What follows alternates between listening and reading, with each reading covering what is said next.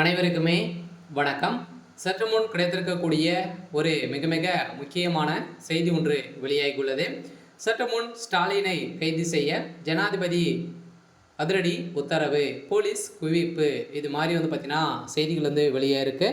இப்போ தமிழகத்தில் நடந்த சம்பவங்களை பார்த்தாவே பார்த்தீங்கன்னா அனைவருக்குமே தெரியும். ஸோ ஒரு வரலாற்றிலே முதல் முறையாக தமிழகத்தில் நடந்த ஊழலின் அடிப்படையில் இந்த டாஸ்மாக் உடைய நிறுவனத்தில் நடந்த ஊழலுக்காக தான் பார்த்தீங்கன்னா இப்போ அதிரடியாக இந்த 1000 கோடி மெகா ஊழல் நடந்திருக்கு.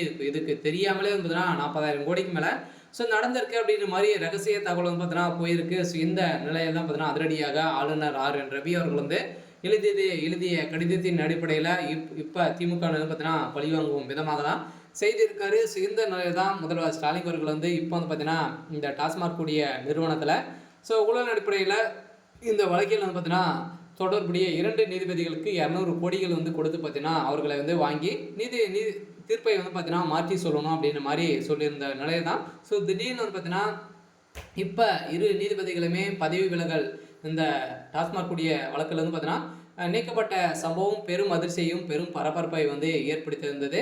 இந்த நிலையில் தான் முதல்வர் ஸ்டாலின் அவர்கள் பார்த்தீங்கன்னா கைது செய்யணும் அப்படின்ற மாதிரி ஜனாதிபதி திரௌபதி அவர்கள் பார்த்தீங்கன்னா சதுரடியாக உத்தரவு போட்டிருக்கிறதாக ஒரு தகவல் வெளியாக இருக்குது. இந்த நிலையில் தான் தமிழகத்தில் பெரும் பரபரப்பையும் ஏற்படுத்தியிருக்கு.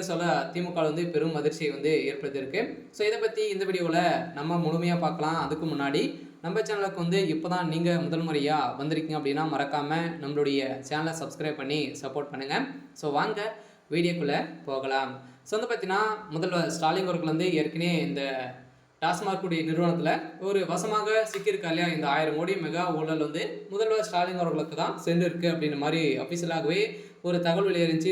செந்தில் பாலாஜி அவர்களும் அதே மாதிரி MP ஜெகத் ரக்ஷன் அவர்களும் இந்த அவருடைய ஆலைகளிலும் அதே மாதிரி டாஸ்மாக் நிறுவனத்திலும் அதில் வேலை செய்யக்கூடிய உயர் அதிகாரி பார்த்தீங்கன்னா அதிரடியாக செந்தில் பாலாஜி ஒளிக அதே மாதிரி செந்தில் பாலாஜியுடைய தம்பி அசோக்குமார் அவர்கள் ஒளிக அப்படின்ற மாதிரி கோச்சம் எழுப்பி வாக்குமூலம் கொடுத்த அடிப்படையில் செந்தில் பாலாஜி அதிரடியாக கைது செய்யப்பட்டாங்க. அதே மாதிரி MP ஜெகத் ரக்ஷன் அவருடைய ஆலையிலும் ரேடுகளானது அவரும் கைது செய்யப்பட்டிருக்காங்க. இப்போ இதற்கு அனைத்துமே உறுதுணையாக இருந்தது முதல்வர் ஸ்டாலின் அவர்கள் தான். இதனால் பார்த்தீங்கன்னா செந்தில் பாலாஜியுடைய தம்பி அசோக்குமார் அவர்கள் கொடுத்த வாக்குமூலத்தின் அடிப்படையில் இப்போ பார்த்தீங்கன்னா அனைத்துமே கரெக்டாக இருக்குது. இந்த நிலையில் இருந்தாலுமே ஏன் திமுகவுடைய ஆட்சி கலைக்கப்படலை, திமுகவுடைய ஆட்சியில் முதல்வர்கள் ஏன் கைது செய்யப்படலை அப்படின்ற மாதிரி கேள்விகள் எழுந்திருக்கக்கூடிய நிலையில் இப்போ அதிரடியாக ஜனாதிபதிக்கு இந்த தகவலை கொடுக்க இப்போ ஜனாதிபதி அவர்கள் பார்த்தீங்கன்னா அதிரடியாக கைது செய்யப்படும், யார் தப்பு செய்தாலும் அனைத்துமே